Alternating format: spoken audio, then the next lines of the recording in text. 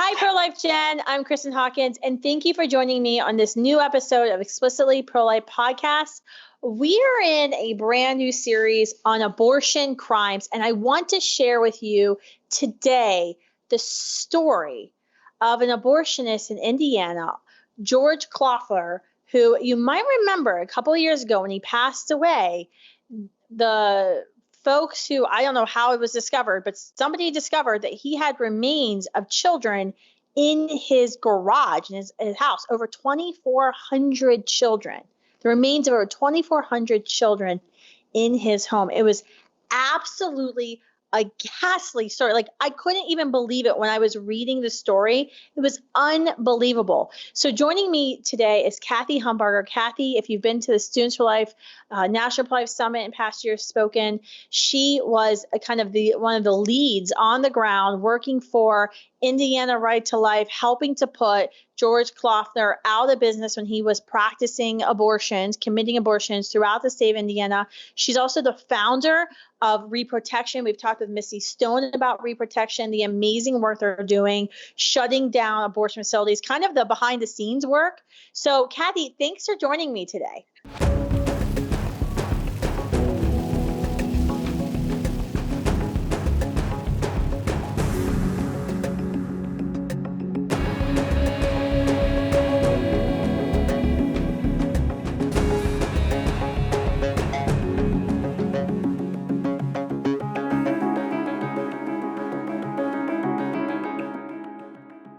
It is my privilege. Thanks for the invitation, Kristen. Well, when I was thinking about this season and these stories, it's kind of a dark series that we're in because we're talking about what actually happens in the abortion industry. And as pro-life advocates, when we talk about abortion, we kind of talk about it, we don't always go into the detail because it's dark. These are some horrific stories. And I was even preparing for this podcast, reading back one of the local news articles that you all had gotten women who had gotten abortions with Clothler when he was still practicing. And their stories, I mean, like the first quote in this long article about Clothler's career committing abortions, throughout the state of Indiana, how he lost his license. This quote is, "I begged him and asked him to stop." And this is from a woman named Jessica Bowen. You probably know her. I begged him and asked him to stop. I started screaming and crying. I said, "Please stop. I don't want to do this anymore." He looked at the nurse and told her to keep me quiet because I was going to scare the other patients. She said then the nurse covered her mouth. Another patient, Abby Witt. At one point I was crying and screaming because of the pain and the trauma, and he told me to shut up and stop crying. I remember being so scared of him. I didn't think he cared about his patients at all. And then Serena Dyksen, who was 13, she went to his South Bend abortion facility, had been raped by someone close to her. She said, "I was so weak. When I stood up, blood just went everywhere. My dad had to carry me out.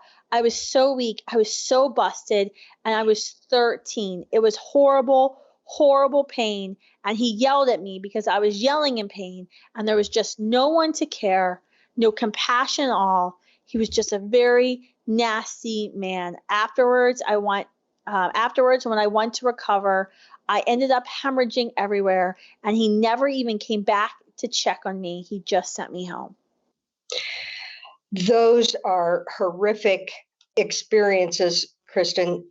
They're anecdotal, and they put a face and a name to the atrocities that abortionist Clothler and many others like him inflict on women every day across the country.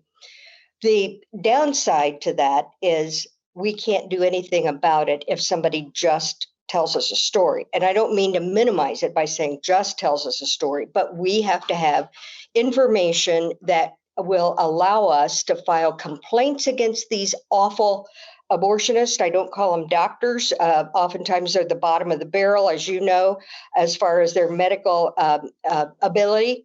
So we need facts. And that's what we stumbled into here in Indiana when my office was just a few yards away from the front door of the abortion facility. And I would see women stumbling out the door on Thursday mornings, procedure day, down the steps, one arm flung around the friend that brought them, and the other around an abortionist staff person. They would literally drag her to her car and open the back door, and she would fall in the back seat. Well, as I was observing this one day, I noticed that abortionist Clothler didn't have a wheelchair ramp. And my church has to have a wheelchair ramp. The sex club down the street has to have a wheelchair ramp. But why was the abortionist getting a pass? And that started this whole story. It's unbelievable that, I mean, Indiana, I think a lot of people think about the state of Indiana and they're like, wow, that's a pro-life state. It's, a red state, Republican state, Vice President Pence was governor. How long had George Clothler, how long did he commit abortions in the state of Indiana? I think for about 40 years in different capacities. He started out as an abortion provider, but his whole career from the very beginning when he graduated from med school was involved in providing abortions. He was with that awful group in Chicago all those years ago where they kept track of the number of abortions by making a mark on their scrubs in blood to keep track because they had a competition as to who could do the most abortions. Anyway, what? There was a group of abortionists in Chicago who did this? These two specifically. And I have the newspaper account because back then, reporters still did their due diligence. Yeah. And they reported, I think this was a 5-part series or something. And it was revealed that these two abortionists, it was reported by somebody that worked in the facility, would be in a competition because they get paid by how many abortions they did. And they would mark on their scrubs in blood for every abortion they did. I mean, this is awful. This is beyond awful. And I have to believe that people across party lines would be horrified if they knew the truth. So it's our challenge to hold these abortionists accountable. And the things that we have discovered since then, oh my goodness, Kristen, they're heartbreaking about how these abortionists operate. It came out in testimony. I don't want to jump around too much here at Ulrich Klopfer's medical licensing hearing that he bought his medication from a veterinary supply place because it was cheaper. It was cheaper. Can you imagine that in like any other field of like medicine? No. A doctor doing knee replacement surgery or appendectomy saying, oh, I got my medication from a veterinary supplier. Like, what? I mean, this is what I was asking about how long, because I mean, he was committing abortion since basically Roe and maybe even before Right. Roe. Starting in Chicago, and then he immediately, relatively soon, started doing abortions in Gary and South Bend and Fort Wayne. That was his work week.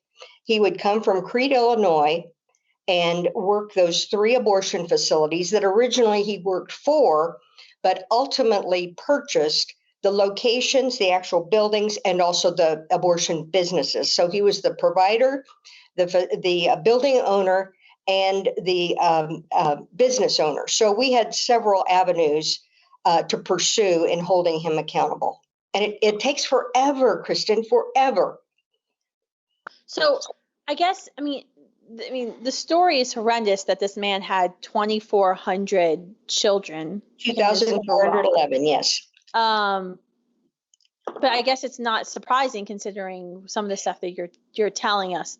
And I know, like from David Delyden's undercover work with Center for Medical Progress, the one National Abortion Federation conference he filmed, that was the most striking thing. I've watched all of these sessions, and that was the most striking thing was the session of the abortionist saying, this is the little secret that if the antis knew this, that would put us out of business, which was, we don't know what to do with all the dead bodies. Absolutely. I And watched there was a whole that session. segment. Like it was a whole session. There was an abortionist who teaches, I believe, and commits abortion in Ann Arbor, Michigan, talking about driving up to the UP and having a bonfire. And then somebody else was Right. talking about like this dishwashing chemical that they were using, and someone else was using a garbage disposal. I mean, like the most insane, most inhumane things you can think of. This is how they're talking about disposing of children that The they've killed. bodies of these little babies.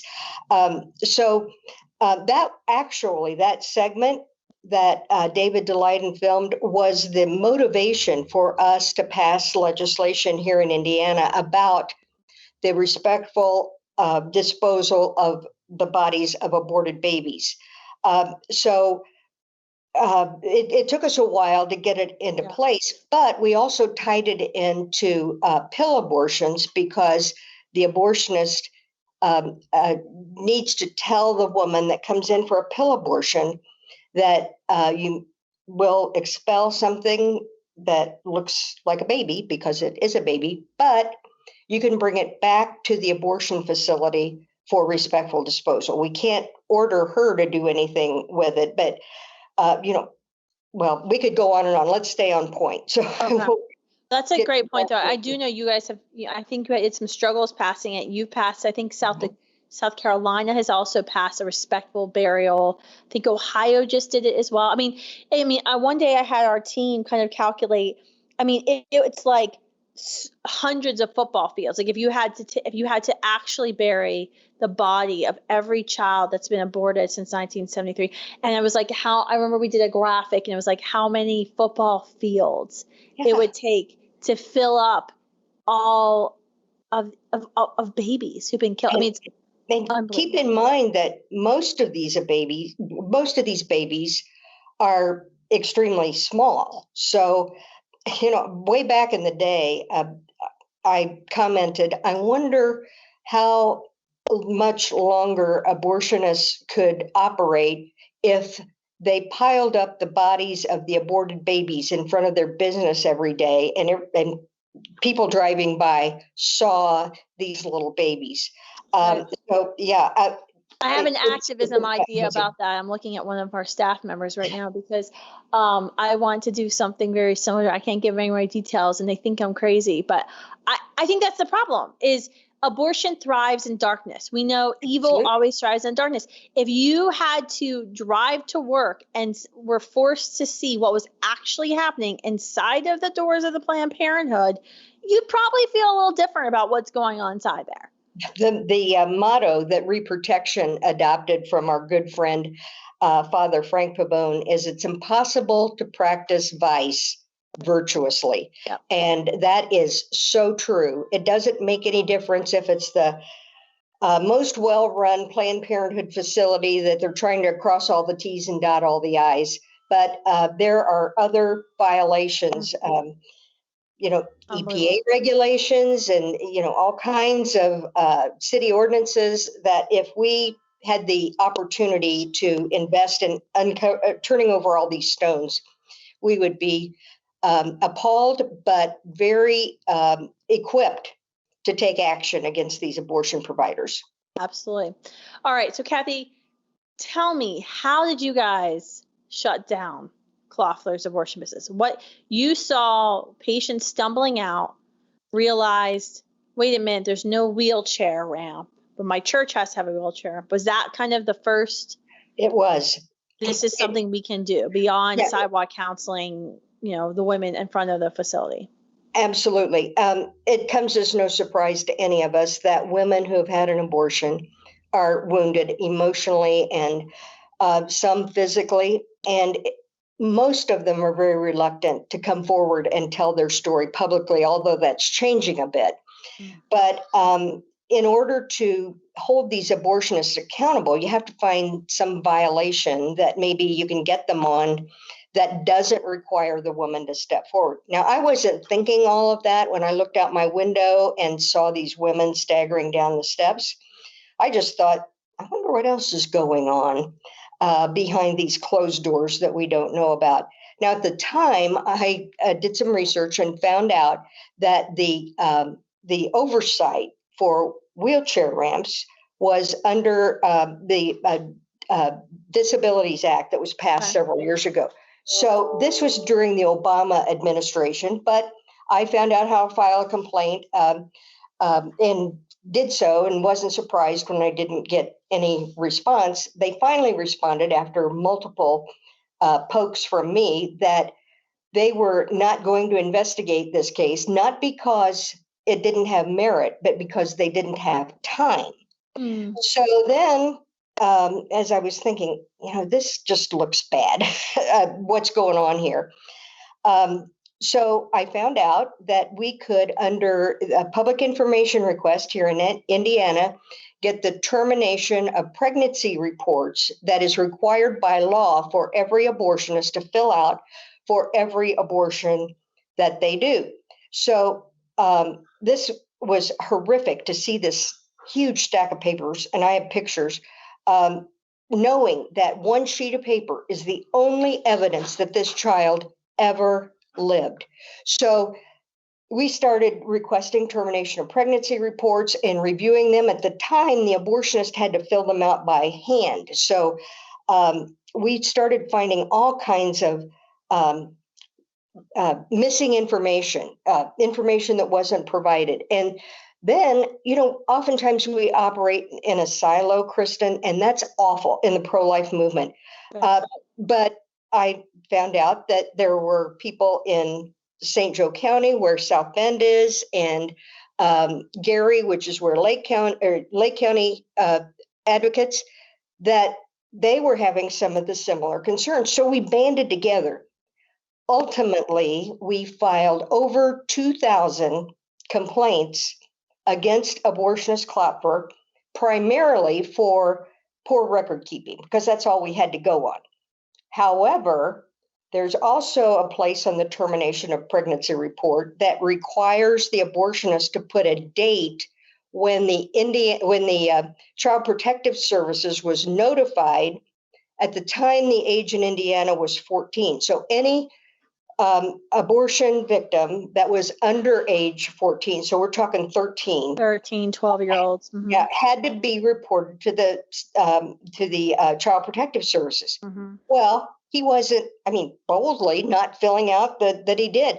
Well, we found out later on that he thinks that it's not the abortionist's responsibility to report underage child abuse, but it's the family's. So he justified. He would tell us that he got so mad at these families that didn't do anything about the perpetrator after the girl had had an abortion, and we're saying, well, you knew about it and you're required by law to report it, so isn't that as much your responsibility? He absolutely insisted that it wasn't. As a matter of fact, that's the thing that finally got him with the medical licensing board, who had purview over his medical license, was that he wasn't reporting. And he attempted to convince them.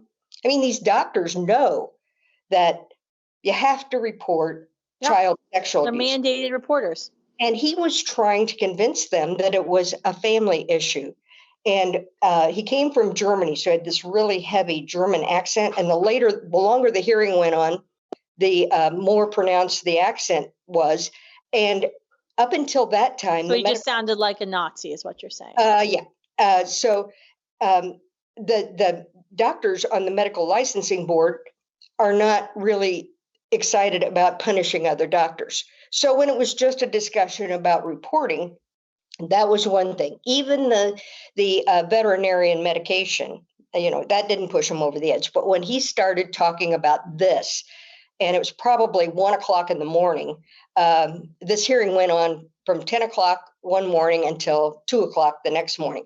But he was trying to convince them that what he did was right because it was a family responsibility, not the doctor's responsibility. And so when we were going through all those termination of pregnancy reports, we found one in each county that he had not reported. And that's what finally did him in.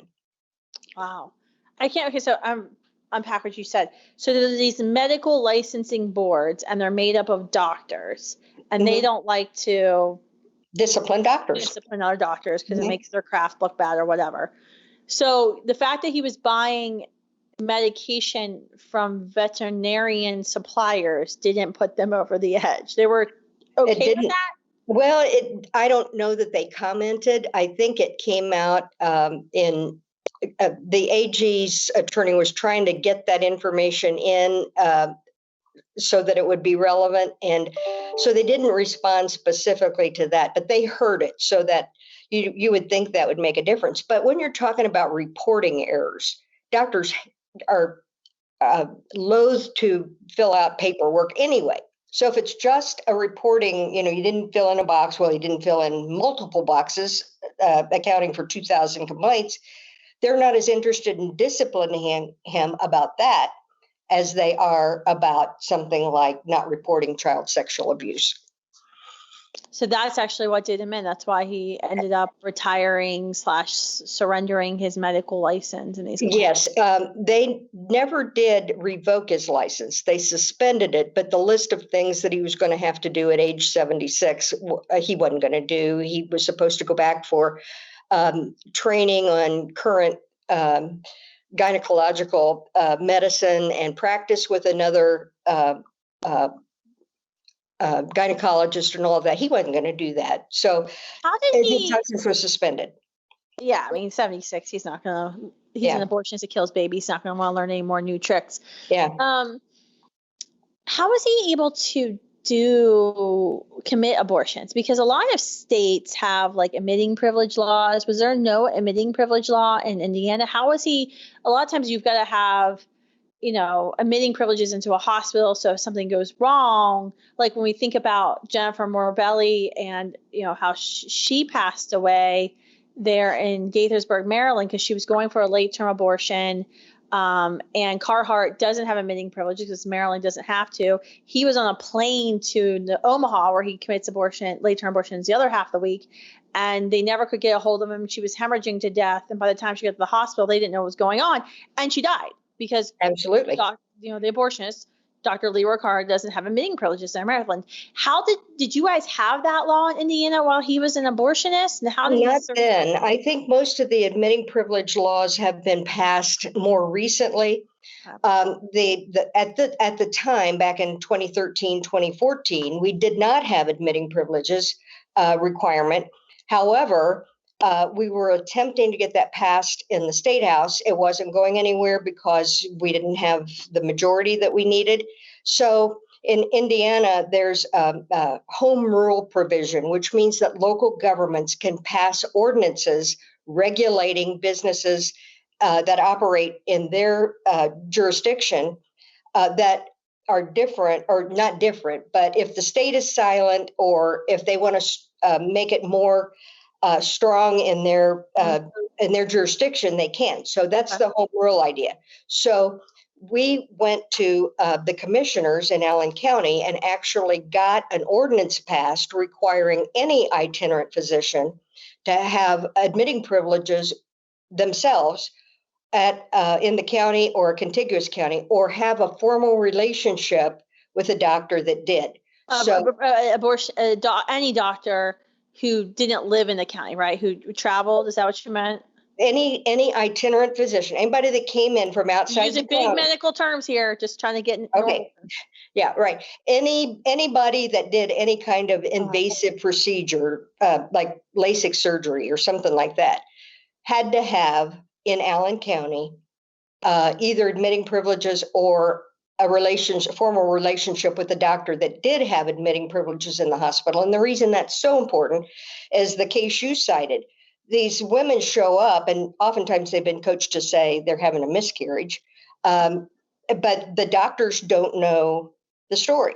So unless they can get information from the treating physician immediately, their ability to treat that woman is greatly diminished. So that's how we got around it. 2 or 3 other counties passed the same ordinance. And then the legislators decided, well, maybe this should be a state requirement since this is popping up all over the state. Okay. So that's how he had this he found a relationship with a doctor in the county who agreed to see the patients he harmed, who are Right. having an adverse effect to. Yeah. An interesting little side note to that, and I'll try to be as brief as I can, but we had been attempting to get this ordinance passed, and we had a pro-life doctor, Dr. Jeff Cly, who was helping us because he was an OBGYN that was called in on the emergencies that Clothler created. So he had a high interest in making certain that he could at least talk to the abortionists that performed these abortions that resulted in complications. So when the ordinance passed, it was immediately challenged in court because Clothler claimed that he couldn't find a backup physician in Allen County, Fort Wayne, anywhere because we're so pro-life. So Dr. Cly stepped up and said, I will be his backup, so that we won that court case.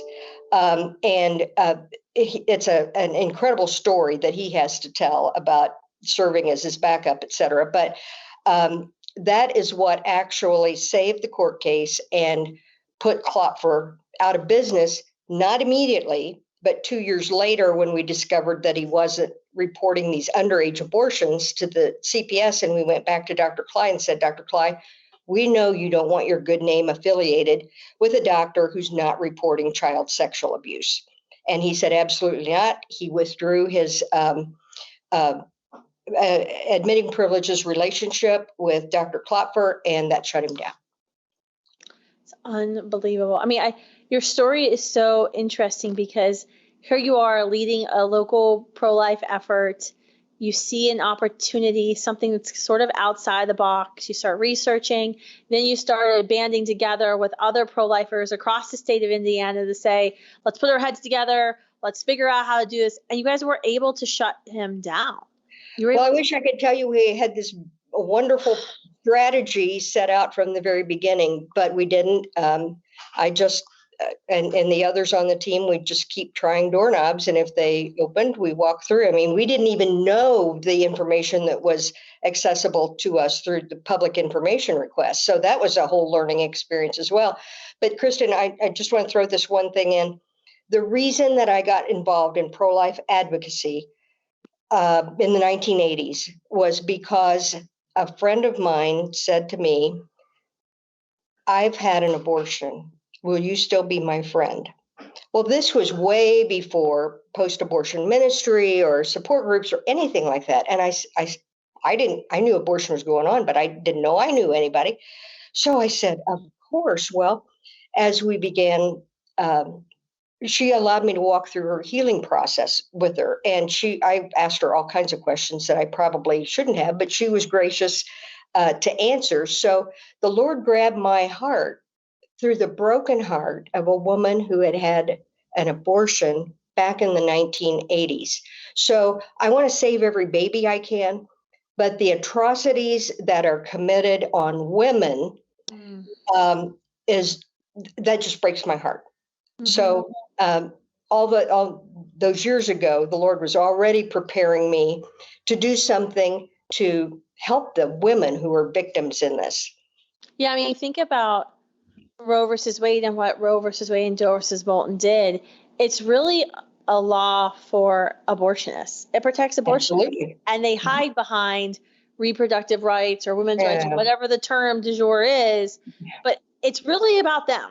And that's because they were committing abortions before Roe and Doe, and then they were able to dramatically increase the number of abortions after Roe and Doe. And that's what it's about. It's not about the women, because they, as we all know in the pro-life movement, we talk about this, are the secondary victims of the abortion industry. They don't normally lose their life to abortion, but they can lose their life to abortion. Right. Absolutely. They are harmed physically, emotionally, and spiritually from those abortion procedures. Indeed. So this whole idea that this is women's health care, it'd be laughable if it weren't so tragic. Yeah. I mean, Clothler's story demonstrates this is clearly not about taking care of women or women's health care. So tell me, so you helped put this guy out of business, and you've launched this new entity, Reprotection. Mm-hmm. And we've had Missy come on, Missy Stone. She's told us a little bit, but tell me what you guys are up to right now and what the battle is that you're currently facing with trying to shut down. I know we at Students for Life are trying to partner with you because I think you guys have this like missing piece that the pro-life movement hasn't figured out. I think you all have figured it out, and you do the undercover work, and it's like hard work reading all of these reports, and hey, you didn't check this box, you didn't put this date, stuff that I could not do. But you guys are doing that work. So what are you all working on right now? What are you uncovering right now as you work, across the country? How much time do I have? 5 minutes. Okay, I'll try to be brief. So we have a situation going on in Florida that Missy may have told you about, the 87-year-old. She didn't tell us publicly about. I want you to tell us about it publicly. Okay, so an 87-year-old abortionist whose hands are like this, I mean, God bless him, he probably has some kind of condition, is operating an unlicensed abortion facility in Florida. In Florida. Let's just all pause and ask ourselves, who's the governor of Florida? All right, now keep going. Okay. And the way we found out about it is that a patient, victim is probably a better word, was on the procedure table, and she had some kind of reaction. Either it was an anxiety attack or an actual physical reaction to the medication. And she said, I can't breathe. I need out of here. And he wouldn't let her up. And finally, she jumped off the procedure table and ran outside. And those of us women who've had gynecological exams can imagine how she was not clothed. So from the waist down. So a sidewalk advocate, God bless her, was on the street, intercepted her and helped her, called 911 and then called us. And that's how all of this came to light. So we've been working. These things don't happen fast. We've probably been working on this case for 2 years. So the biggest challenge that we have, Kristen, is when agencies that are supposed to be monitoring all of this don't. And then bringing pressure to bear. And a lot of these people are carryovers, one administration to the next at state level. Government, their careers. Absolutely. And they rubber stamp, whatever. We have difficulty, tremendous difficulty breaking through to get someone who is in authority over those agencies to bring pressure to bear for an investigation. And, it's just horrific. We've experienced this in Indiana. Has a great governor that's like eyeing up future political opportunities, who says he's very pro-life. You would think that action would be taken. Well, finally, just recently, we had a little bit of a breakthrough, and we had an indication from one of the agencies that they are in fact going to launch an investigation if we can give them a bunch more information. But that's a story for another day. So we've got that going on. We had a situation in Georgia where the person on the sidewalk was affiliated with a mobile unit. And so she was on the sidewalk and she saw a woman go into the facility, attempted to reach her, but no luck. The woman came out of the facility, obviously in medical distress, holding a bag. And so she's thinking pill abortion. So she approached her with abortion pill reversal information, that kind of thing. Well, come to find out, the woman had a surgical, had a pill abortion and went back to have it finished up. So from the time it took her to walk out the front door to get to her car, she could barely function. So she was in her car, slumped over the steering wheel, and our gracious sidewalk advocate went up to her window and said, "Can I help you?" Ended up calling the ambulance. And since this woman was so distraught and obviously deteriorating, her condition was deteriorating, she went back to the abortionist office and said, "Your patient is in her car and she needs medical attention." They said, "She's not our patient." But she had just walked out of the abortion facility after a surgical abortion. So the violation there could be patient abandonment. See, that really has nothing to do, well, it doesn't have anything specifically to do with the abortion laws and regulations, but these abortion providers are breaking all kinds of other laws as well. So that's continuing. And then here in Indiana, I'll try to tell you this as briefly as I can, but I'm sure that you're familiar with Whole Women's Health, the abortion chain that started in Texas. They now claim that their headquarters is in Virginia.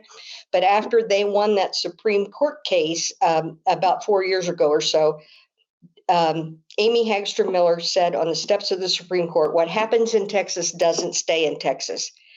And just mere weeks later, they had applied to open an abortion facility here in Indiana, publicly announcing that the reason they chose Indiana is because they wanted to have standing to challenge all our abortion laws, which they did. And that case is still working its way through the courts. But the just disaster of this is that in the litigation process, they were allowed to open. Their license was denied that they filed with the Indiana State Department. Is this in South Bend? Where are they at?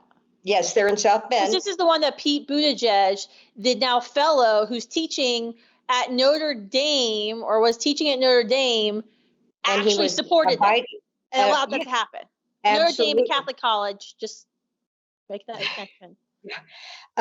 So in any event, at the Seventh Circuit, when this whole thing was heard, what they said, they knew that a challenge to Indiana's law to license abortion facilities had already been challenged all the way up to the Supreme Court and won. So I was in the courtroom. I heard them coach the lawyering project attorneys, which were representing the abortion or Whole Women's Health, to not make their argument that they were they shouldn't be licensed by the state of Indiana, but rather that the state of Indiana State Department of Health treated them differently.